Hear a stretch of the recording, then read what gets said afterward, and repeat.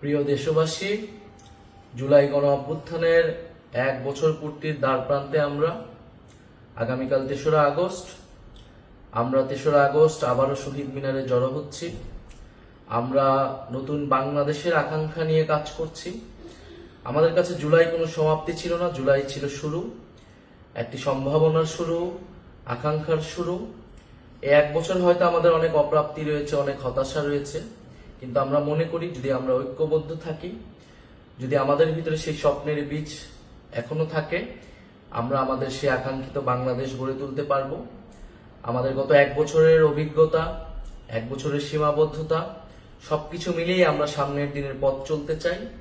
আমরা দেশ গড়তে জুলাই পদযাত্রায় আমাদের যে অভিজ্ঞতা, মানুষের যে আকাঙ্ক্ষা, আমরা সবকিছু মিলিয়ে আগামীর যে নতুন বাংলাদেশ, সেই নতুন বাংলাদেশের ইস্তিহার পাঠ করতে চাই।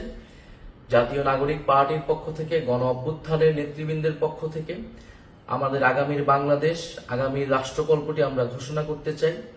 যেই তরুণ প্রজন্ম, এই বাংলাদেশের মানুষ কিরকম বাংলাদেশ দেখতে চায়, আমাদের বাংলাদেশটা কিরকম হবে, আমরা যেই নাগরিক মর্যাদার বাংলাদেশের কথা বলি, বৈষম্যহীন গণতান্ত্রিক বাংলাদেশের কথা বলি, যেই দায় ও দরদের রাজনীতির কথা বলি, আমাদের শিক্ষা, স্বাস্থ্য, কর্মসংস্থান থেকে শুরু করে বাংলাদেশের যে সমস্যাগুলো রয়েছে, সেই সমস্যা সমাধানের উপকল্পটি কি হবে, আমরা সেই রাজনীতির রূপকল্পটি আমাদের ভবিষ্যৎ কর্মসূচিটি আমরা প্রকাশ করতে যাচ্ছি এবং এর মধ্য দিয়ে আমরা আমাদের জুলাই পদযাত্রার পরিসমাপ্তি টানতে যাচ্ছি এবং 3রা আগস্ট 1 দফার যেই নতুন বন্দোবস্ত এবং ফ্যাসিবাদী ব্যবস্থার বিলোপ, সেই দিনটিকে স্মরণ করতে যাচ্ছি।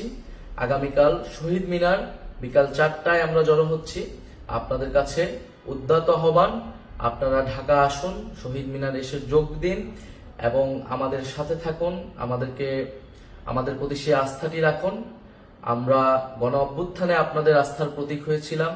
আমরা আপনাদের সেই আস্থা ধরে রেখে বাংলাদেশ বিনির্মাণে জনগণের পক্ষে, বাংলাদেশের স্বাধীনতা, সার্বভৌমত্ব এবং নাগরিক মর্যাদা প্রতিষ্ঠার জন্য আমাদের যে লড়াই, সেই লড়াই চালিয়ে যেতে চাই। আগামীকাল শহীদ মিনারে দেখা হচ্ছে বিকাল 4টায়।